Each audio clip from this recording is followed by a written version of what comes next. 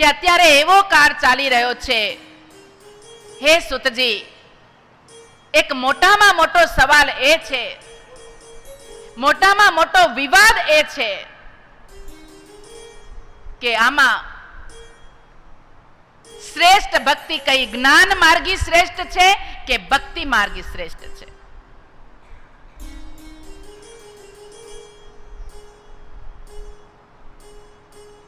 આ વિવાદ ચાલી રહ્યો છે. જ્ઞાન એક એવી વસ્તુ છે, ના ચોર હાર્યમ ના રાજ હાર્યમ ના ભાતૃભાજ્યમ. જ્ઞાન જ એક એવી વસ્તુ છે, જ્ઞાની સર્વત્ર પૂજયતે. એ જ આપણી મિલકત છે, એ જ આપણી વિરાસત છે.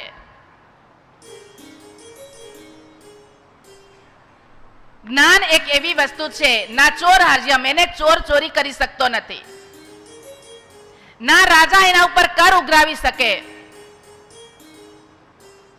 ના ભાતૃભાજ્યમ, ના ભાઈ ભાંડો એમાંથી ભાગ પાડી શકે, બાપની મિલકતમાં ભાગ પડાવી શકે. એમાં આપણે એક જળ પણ જતું ના કરીએ.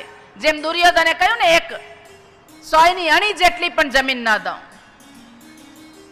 પણ જ્ઞાનમાં કોઈ ભાગ પડાવી શકતું નથી. એમ કહી શકતું નથી કે મારા મોટા ભાઈમાં વધારે પડતી છે તો આમાંથી કિલો 2 કિલો મારી પણ થાય, આવું કોઈ કહેતું. અને તેથી એ સાચી મિલકત છે. જ્ઞાન છે પણ વૈરાગ્ય ના આવે જ્ઞાનમાં, એ જ્ઞાનમાં પ્રેમ ના ભળે. સળગ તો અગ્નિ છે, એમાં કપડા નાખી દે ને તો એ સળગી જાય. આપણા કપડા છે ને, એ સળગતા અગ્નિમાં ડાયરેક્ટ નાખી દે તો એ સળગી જાય. પણ જો પાણી અને અગ્નિ આ બંનેને ભેગું કરીને પાણીને જો ગરમ કરે અને પછી એ ગરમ પાણીમાં જો કપડા બોળીએ તો એ જે મલિન કપડા છે એનો મેલ દૂર કરી શકે. તો જ્ઞાન એક અગ્નિ છે કે જ્ઞાનથી અહંકાર આવી શકે,